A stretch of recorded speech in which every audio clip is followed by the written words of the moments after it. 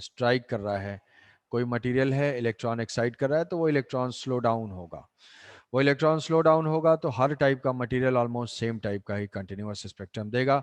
तो एक इसमें हमें एक लैम्डा मिनिमम मिलता है या कट ऑफ वेवलेंथ मिलती है। ये कट ऑफ वेवलेंथ किसके ऊपर डिपेंड करता है? ये कट ऑफ वेवलेंथ डिपेंड करता है एक्सीलेटिंग वोल्टेज के ऊपर। कैसे? एक्सीलेटिंग वोल्टेज कुछ एनर्जी प्रोवाइड करेगा और ये एनर्जी जो है वेवलेंथ में कन्वर्ट हो जाएगी, तो ये हो जाएगा H C by E into V A. तो ये हो जाएगा लैम्डा। तो यहाँ से ये लैम्डा मिनिमम मिलेगा।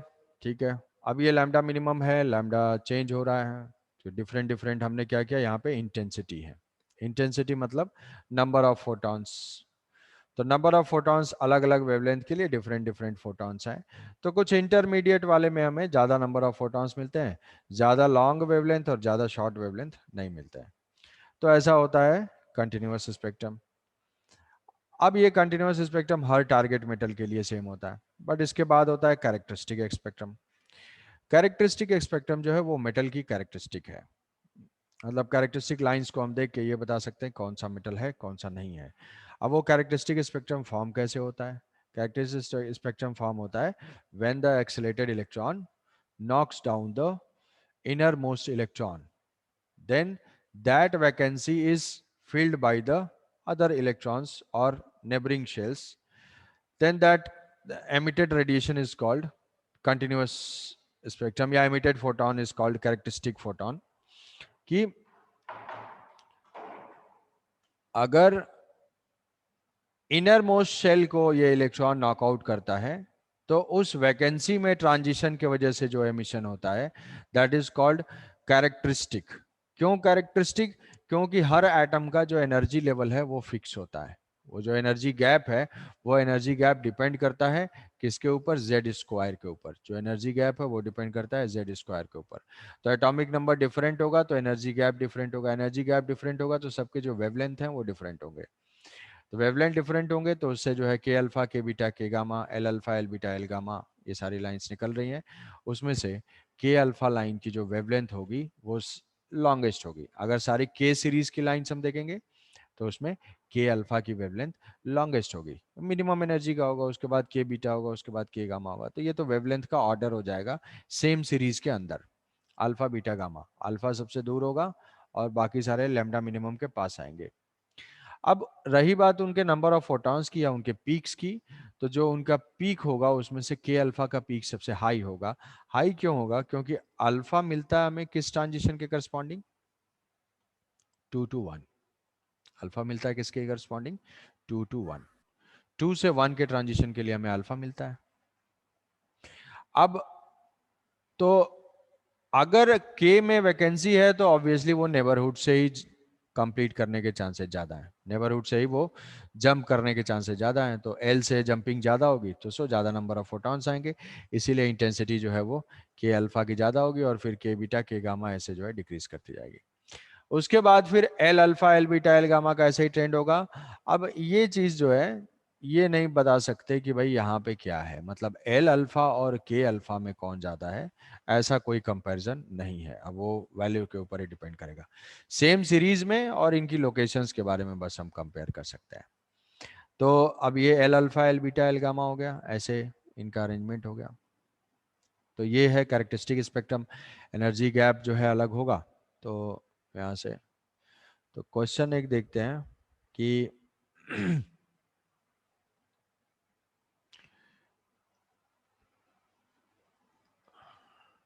कि ये दो कंटिन्यूअस स्पेक्ट्रम है,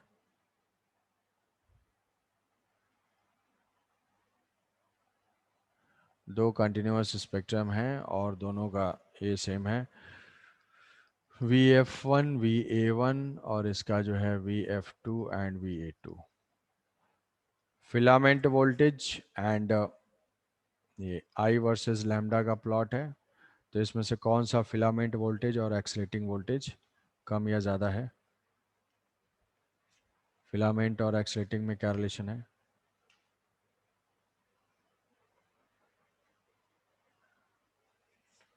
फिलामेंट और एक्सीलरेटिंग, और सेम जो है ये ग्राफ अगर ऐसा है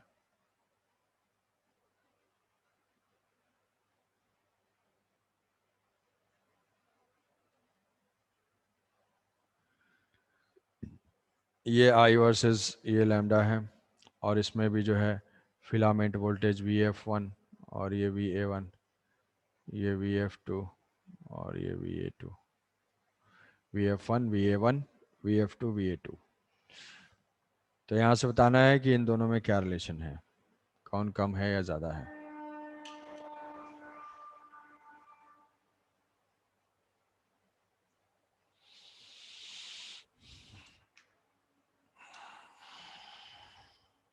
VA1 greater than VA2। First case में सर लैम्डा मीन सेम है तो हाँ। VA1 इक्वल होगा VA2 का। ये तो सेम ही पॉइंट से स्टार्ट हो रहा है ना, सेम पॉइंट से स्टार्ट हो रहा है, तो लैम्डा मिनिमम तो सेम है दोनों का। तो लैम्डा मिनिमम, हाँ सर। Yes sir. तो एक्सीलेटिंग वोल्टेज सेम है, lambda minimum same, so A1 is equal to A2। Filament में सर और VF1 ज्यादा होगा VF2 से, इंटेंसिटी ज्यादा है इसलिए, तो N ज्यादा होगा। इंटेंसिटी ज्यादा है, कोई भी पर्टिकुलर वेवलेंथ लेंगे तो नंबर ऑफ फोटॉन्स जो है वो ज्यादा हो जा रहा है। नंबर ऑफ फोटॉन्स किसके लिए, किसी पर्टिकुलर वेवलेंथ की, यहाँ पे नंबर ऑफ फोटॉन्स ज्यादा है 1 के केस में एज कम्पेयर टू 2, तो I1 is more then I2 given wavelength के लिए, तो ऑब्वियसली ज्यादा नंबर ऑफ इलेक्ट्रॉन्स होंगे, तो यहाँ पे VF1 is more then VF2, ये हो जाएगा, ये ऑर्डर हो जाएगा। समझ गए। बी में बताओ। सर VA1 लेस देन होगा VA2। VA1 लेस देन, नहीं नहीं, lambda, greater than sir, greater than, sorry sir, greater than, lambda कम है तो एनर्जी ज्यादा, तो VA1 ज्यादा। ज्यादा होगी। यहाँ से इसका लैम्डा मिनिमम लैम्डा 1 है, इसका लैम्डा मिनिमम लैम्डा 2 है, तो जो लैम्डा 1 है, lambda 1 is less than lambda 2, तो VA1 is more then VA2। Filament में भी देखोगे हर पॉइंट पे इंटेंसिटी ज्यादा है, तो ऑब्वियसली फिलामेंट ये जो नंबर ऑफ फोटॉन्स है वो ज्यादा है, ज्यादा ज्यादा एक्सरेज निकल रहे हैं, ज्यादा एक्सरेज निकल रहे हैं, तो VF1 is more then VF2। ठीक है।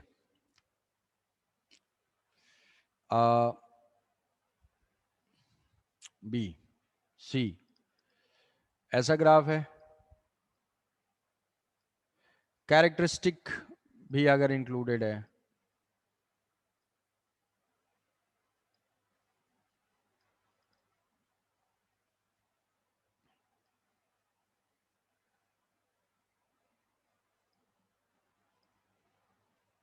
ठीक है, ऐसे दो ग्राफ है, ये के अल्फा, दोनों के अल्फा लाइंस केवल डिनोटेड है, के अल्फा 1 और ये है के अल्फा 2, और इसमें जो है VF1 VF1 सॉरी ये तो 2 वाला है, तो ये VF2 एंड VA2, और ये जो है ये 1 है। अच्छा, इसका जो है एटॉमिक नंबर है Z2, और इसका जो है VF1 VA1 एंड Z1। तो इसमें बताना है भाई कौन मोर लेस और सेम, कि कैरेक्टरिस्टिक भी अगर इंक्लूडेड है तो अलग अलग एटॉमिक नंबर के लिए है ये।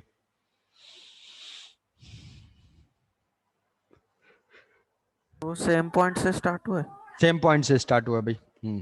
हाँ, ये मानना है, इस जो अपेरेंटली डिफरेंट पॉइंट्स लग रहे हैं वो सेम है, आई वर्सेस लैम्डा, आई वर्सेस लैम्डा। बताओ भाई। वन ग्रेटर देन है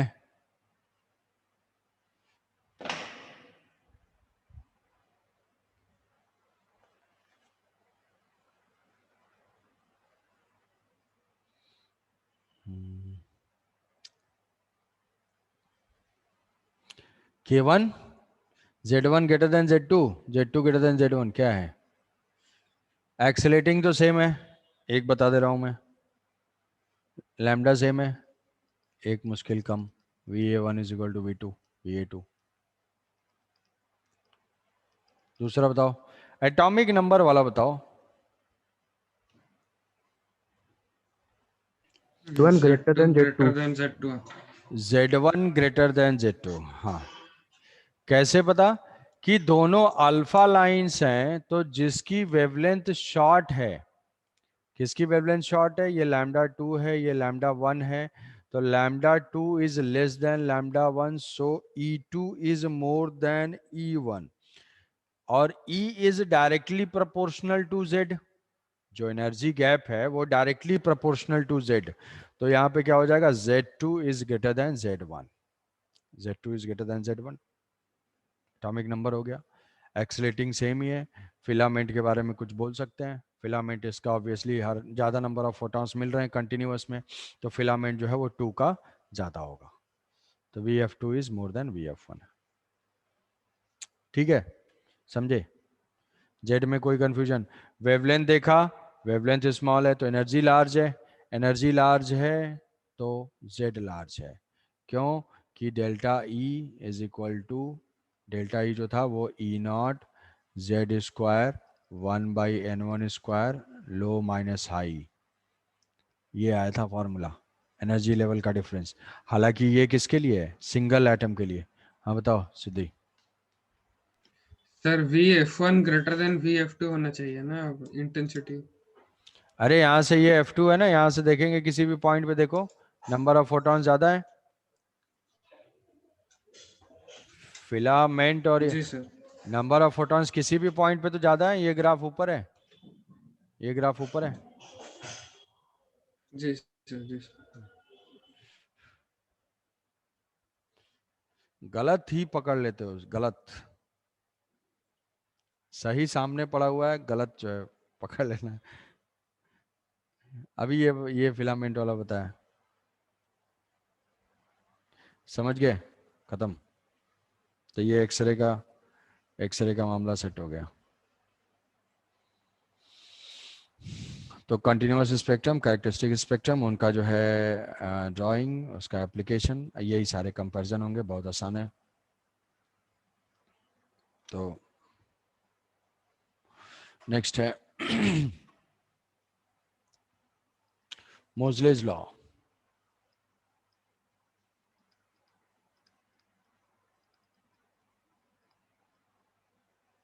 मोजलेज लॉ, मोजलेज लॉ, मोजले ने क्या किया कि सारे जितने भी एटम्स थे उन एटम्स के अल्फा लाइंस को प्लॉट किया, के अल्फा लाइंस को प्लॉट किया, और के अल्फा लाइन को प्लॉट किया उनके square root of frequency, square root of root nu को प्लॉट किया एटॉमिक नंबर में, एटॉमिक नंबर में, तो उनको लीनियर टाइप का प्लॉट मिला। मतलब अलग अलग जो है कि अल्फा लाइंस कई सारे इन्होंने ऐसे मार्क किया होगा, तो मार्क करके जब हम डेटा को फिट करते हैं तो ऐसा लाइन ड्रॉ करेंगे जो कि अप्रॉक्सीमेटली सबसे मैक्सिमम नंबर पॉइंट से पास करे, तो उनको एक लीनियर कोरिलेशन मिला, लीनियर कोरिलेशन मिला। ऐसा लीनियर कोरिलेशन मिला तो उन्होंने ऐसे बोल दिया कि जो रूट एफ है या रूट न्यू है that is a into Z minus P होगा। तब उन्होंने देखा कि भाई ये जो फ्रीक्वेंसीज हैं तो वो मास नंबर के अगेंस्ट, पहले जो है पीरियोडिक टेबल जो है ज़्यादा तुम जानते होगे कि मास नंबर से अरेंजमेंट था, लोग मास से अरेंज करते थे, बट बाद में मोजले ने ये कहा कि जो प्रॉपर्टी है वो एटॉमिक नंबर से ज़्यादा सीक्वेंशली अरेंज हो जा रही हैं, तो मास नंबर के कंपैरिजन में अगर एटॉमिक नंबर से अरेंज करेंगे तो बेटर प्रेडिक्टेबिलिटी, बेटर अरेंजमेंट, वो सारा कुछ हो जाएगा।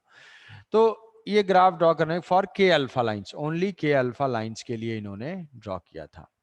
के अल्फा लाइंस के सारे सारे मेटल की जो है फ्रीक्वेंसीज फाइंड की, और फ्रीक्वेंसीज को जो है रूट एफ करके प्लॉट किया, प्लॉट करके उन्होंने ये बोला कि जो root F versus atomic number होगा वो एक लीनियर रिलेशन में होगा, तो ए जेड माइनस बी, तो यहाँ से ये इक्वेशन देखोगे तो ये हो जाएगा A Z minus A B.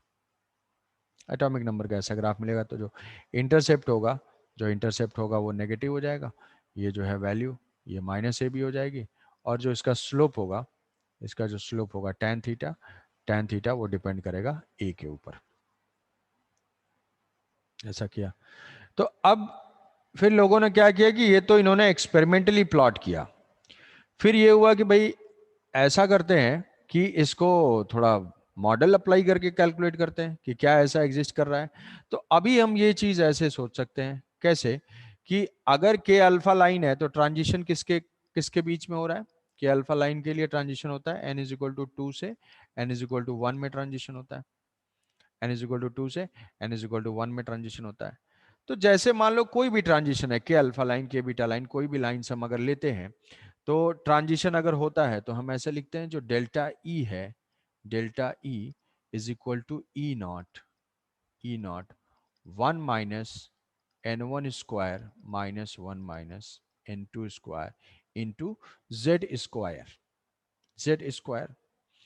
तो वो सारा मॉडल किसके लिए था? वो सारा मॉडल था सिर्फ हाइड्रोजन और हाइड्रोजन लाइक एटम के लिए, जेड।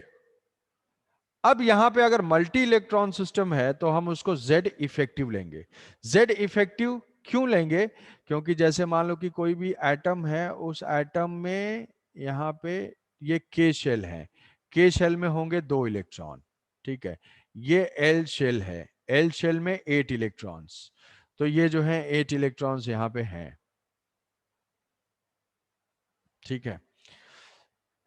8 इलेक्ट्रॉन्स हैं। अब मान लो यहाँ पे इलेक्ट्रॉन आया, स्ट्राइक किया, वैकेंसी क्रिएट हुई। अब ये वैकेंसी क्रिएट होगी तो ये जो सारे इलेक्ट्रॉन्स हैं वो इफेक्टिव न्यूक्लियर चार्ज कितना फेस करेंगे, मतलब इनको क्या लगेगा कि न्यूक्लियस पे कितना चार्ज है, वो तो इसके ऊपर फोर्स के ऊपर डिपेंड करेगा। फोर्स किसके ऊपर डिपेंड करेगा? फोर्स डिपेंड करेगा इलेक्ट्रिक फील्ड के ऊपर। इलेक्ट्रिक फील्ड किसके ऊपर डिपेंड करेगा? अगर हम गॉस लॉ या गॉसियन सरफेस से सोचेंगे, यहां से गॉसियन सरफेस से सोचेंगे तो ये होगा गॉसियन सरफेस। तो इस गॉसियन सरफेस के अंदर Ze पॉजिटिव चार्ज है प्लस एक और इलेक्ट्रॉन है। तो जो एल शेल के इलेक्ट्रॉन होंगे उनको effective atomic number, what is effective atomic number, कि जो के शेल का इलेक्ट्रॉन है उससे न्यूक्लियस स्क्रीन हो जा रहा है, जिसको हम बोलते हैं स्क्रीनिंग इफेक्ट, कि बाहर वाले जो शेल्स होंगे उनके ऊपर न्यूक्लियस का एटॉमिक जो इंटरैक्शन फोर्स है, जो अट्रैक्शन फोर्स है, वो डिक्रीज होता जाता है, क्योंकि इनर वाले शेल क्या करते हैं, न्यूक्लियस को कवर कर देते हैं, स्क्रीन कर देते हैं।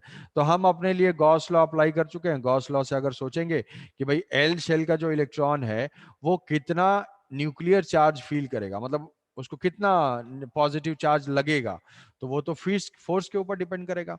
तो जो एल वाला इलेक्ट्रॉन होगा उसके लिए क्या Ze पॉजिटिव चार्ज होगा? Ze पॉजिटिव चार्ज नहीं होगा, क्या होगा? Ze-1।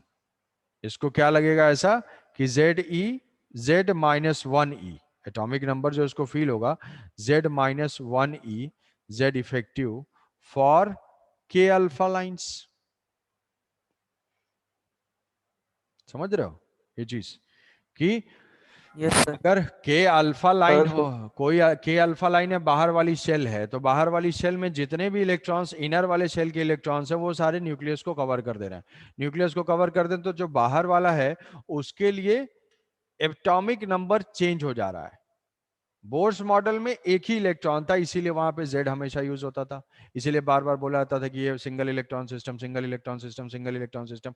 अब मल्टी आएगा तो सारे इलेक्ट्रॉन के लिए एटॉमिक नंबर सेम नहीं रहेगा। एम शेल के लिए थोड़ा जेड और कम हो जाएगा, उसके बाद वाले शेल के लिए और कम हो जाएगा। तो के अल्फा में जो ट्रांजिशन अगर हम सोच रहे हैं सिर्फ के अल्फा, तो के अल्फा के लिए के शेल में 2 इलेक्ट्रॉन, एक इलेक्ट्रॉन बाहर चला गया, तो जो एल शेल का इलेक्ट्रॉन आएगा उसको इफेक्टिव चार्ज कितना फील होगा? उसको Ze नहीं फील होगा। कितना होगा? जो यहाँ पे इस गॉसियन सरफेस में इंक्लोज्ड है Ze और यहाँ पे -e, तो उसको Z इफेक्टिव Z-1 फील होगा। तो ऐसे अगर Z चेंज होगा तो जो डेल्टा E की वैल्यू है वो चेंज हो जाएगी। तो डेल्टा E की वैल्यू चेंज होगी तो उसके अकॉर्डिंग फ्रीक्वेंसी चेंज हो जाएगी। समझे ये बात? कोई कंफ्यूजन इसमें किसी को? कि जो ट्रांस सर फिर से बता दीजिए सर। सर Z-1 क्यों आया? हाँ सर वो वाला फिर से बोल दीजिए ना। बे ये देखो ये जो है Z-1, Z क्या है? Z सिंगल इलेक्ट्रॉन अगर बोर्स मॉडल में देखोगे तो बोर्स मॉडल में जो न्यूक्लियस का पॉजिटिव चार्ज है वही है Z। जो इलेक्ट्रॉन ट्रांजिट हो रहा है तो इलेक्ट्रॉन के ऊपर न्यूक्लियस का फोर्स कितना है, वो है Z। अब सिंगल इलेक्ट्रॉन सिस्टम नहीं है, मल्टी इलेक्ट्रॉन सिस्टम है। मल्टी इलेक्ट्रॉन सिस्टम है तो यहाँ पे 2 इलेक्ट्रॉन है K में, L में जो है 8 इलेक्ट्रॉन्स है, एक इलेक्ट्रॉन यहां से चला गया। अब ये जो इलेक्ट्रॉन जंप करेगा उसके लिए हम Z क्या लेंगे, Z क्या लेंगे मतलब इसके ऊपर कितना पॉजिटिव चार्ज का फोर्स आएगा, तो वो हम देखेंगे। वो तो इस इलेक्ट्रॉन के ऊपर फील्ड के ऊपर डिपेंड करता है। वो फील्ड हम कैसे सोच सकते हैं, गॉस लॉ से सोच सकते हैं। गॉस लॉ, ये जो है गॉसियन सरफेस है, ये है गॉसियन सरफेस है। अब इस गॉसियन सरफेस के अंदर कितना जो नेट चार्ज इंक्लूड होगा, ये जो है ये गॉसियन सरफेस है। अब इस गॉसियन सरफेस में कितना चार्ज इंक्लूडेड है, ये Ze पॉजिटिव चार्ज, और एक ये के वाला इलेक्ट्रॉन भी तो है, वो भी तो है। तो ये जो इलेक्ट्रॉन जो आ रहा होगा उसको नेट Ze चार्ज अट्रैक्ट नहीं कर रहा होगा, Ze minus E charge attract कर रहा होगा।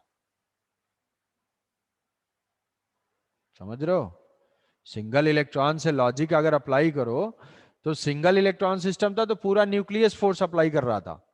मल्टी इलेक्ट्रॉन सिस्टम है, पूरा न्यूक्लियस नहीं अप्लाई कर पाएगा। क्यों? क्योंकि इनर वाले शेल्स जो हैं वो उसके इलेक्ट्रॉन कवर कर देंगे न्यूक्लियस को, नेट चार्ज डिक्रीज कर देंगे। तो हमें हर इलेक्ट्रॉन के लिए Z इफेक्टिव लेना पड़ेगा।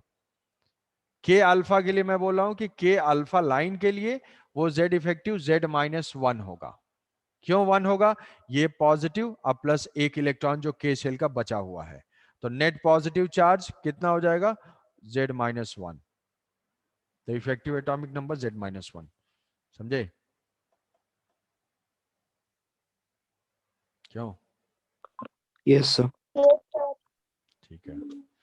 तो ये जो है Z इफेक्टिव को यहां से अगर हम कैलकुलेट करेंगे तो ये H into nu is equal to E0 1 minus N1 square minus 1 minus N2 square, ये Z इफेक्टिव का होल स्क्वायर।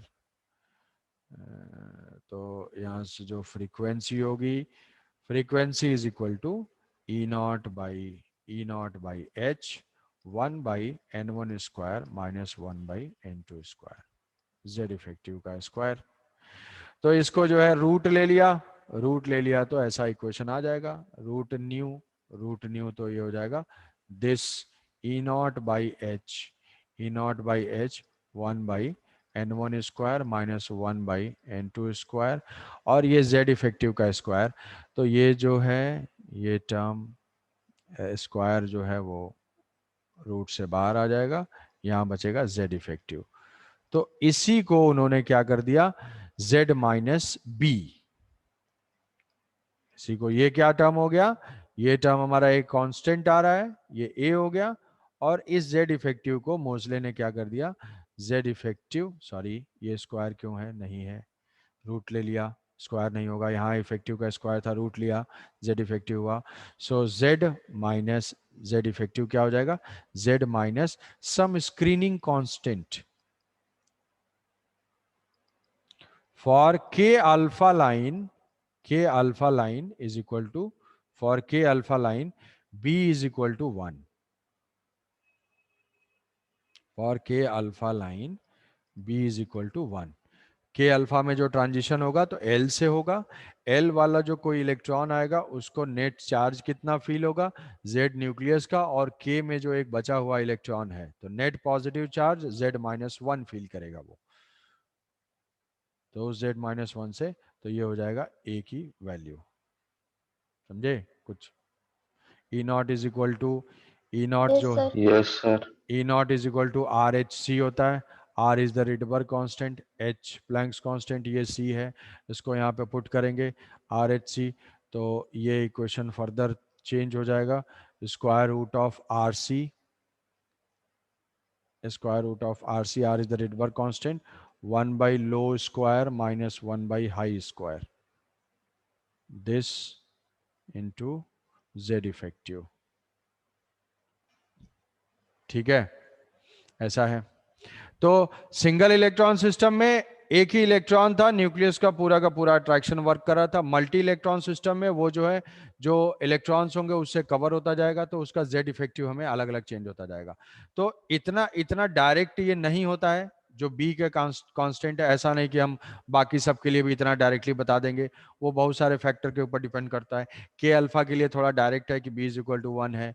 बीटा के लिए कुछ हो जाएगा तो वो 7, 8, 2.3, 3.3 ऐसा कुछ होता है।